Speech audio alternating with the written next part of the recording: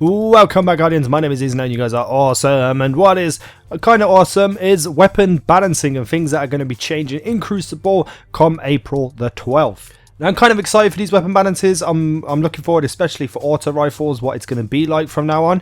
But let's get into the base changes. There's going to be patch notes tomorrow with more details and numbers and all that stuff and individual changes to certain guns, etc, etc. But they did give us some general information about what they're going to do generally to the class and the archetypes. And on top of that, some of the exotic weapons that we know and either love or hate. So, for auto rifles, high rate of fires will have their base damage lowered. Low rate of fires will have their base damage highered, meaning the faster guns like your doctrines, etc. will have a slower time to kill than in comparison to what it's already at, and the low rate of fire weapons will have a higher damage, meaning they will kill quicker than they normally do.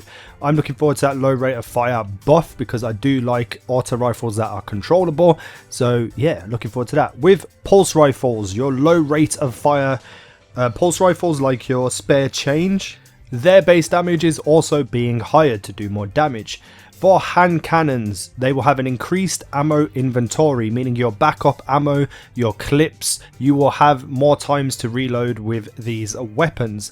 Nothing else, which I'm actually really surprised about because I feel like hand cannons definitely need to be buffed to be usable outside of the Thorn and the last word. Now, snipers got hit the hardest. Their zoom distance have been increased on the sight, so as you're aiming down sight with any of the sniper rifles, you will see further than you usually do, meaning you have to fight from a further range. There's also 2 frames of extra zoom time, making that zoom down, aim down sights a lot slower. Well, not a lot slower, but you know, slower than it was.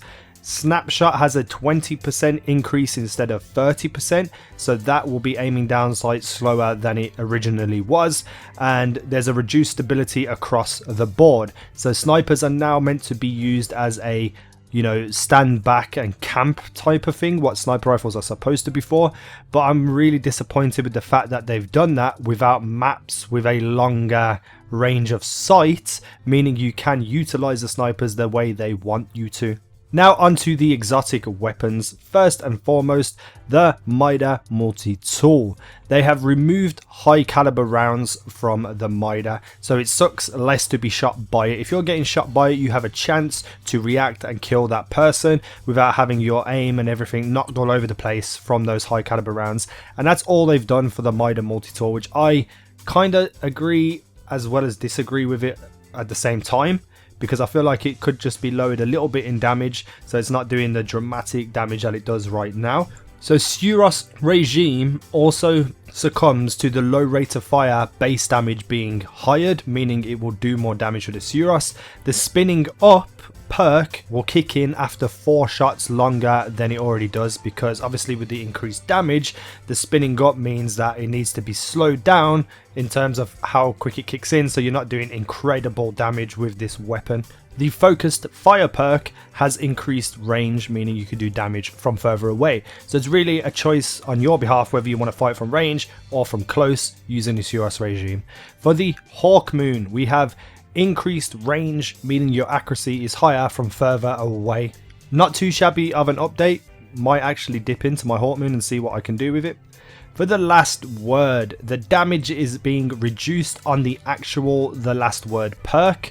It's still a 3-shot kill, but when that perk used to kick in and have the bonus damage, it could be a 2-hit kill. So the damage is being reduced on that perk specifically, not the actual weapon. The Thorn remains to be a year 1 weapon. They have minimized the damage over time. The pulses every time you get hit by the damage, the poison, have been lessened and reduced to 4 instead of 6. And when you have been shot by it, it's less intense on your screen, meaning you can react and find the person who's shooting you without having the whole green flashbang in your face. The ticks now of the poison do 2 damage, which, you know, have significantly lowered the possibility of dying to the damage over time than it was before. The Icebreaker also remains a year 1 weapon. It actually zooms further like all the snipers do anyway, and they have removed the possibility of glitching ammo by having your Icebreaker charge up and then kill yourself. Once you change to another weapon, you will have no ammo. Same with sidearms. If you try to use it to get extra ammo at the start of a round or something, that will not happen anymore. For the Dreg's Promise, we have tracking bullets which are better than they were before. So the projectiles that you fire will track and chase down an enemy and hit them.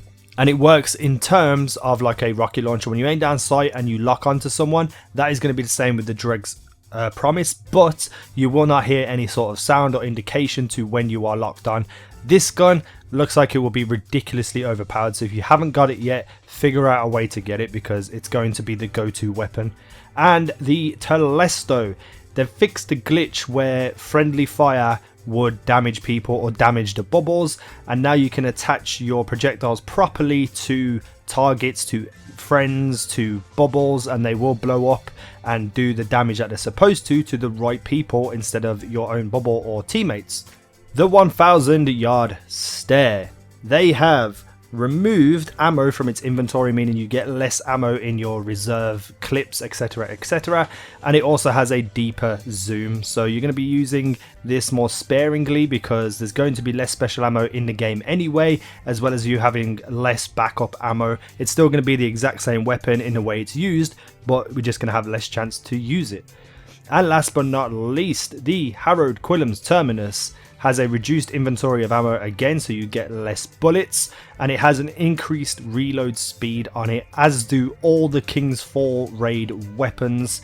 And I believe the Anguish of Dristan has increased range. So all in all, that is what we know so far about the updates and weapon balancing. Tomorrow we're going to see patch notes where there's going to be more information, and if anything is interesting I will make a second video about this tomorrow. So let me know what you think about all these nerfs, buffs, changes. What do you think's good? What do you think's bad? Are any of your favorite weapons going to be useless now? Are you angry? Are you upset? Are you happy? Are you excited? Hit me up in the comment section below. Hit the like button if you wish to, subscribe if you haven't already, and I will see you in the next video. Yeah.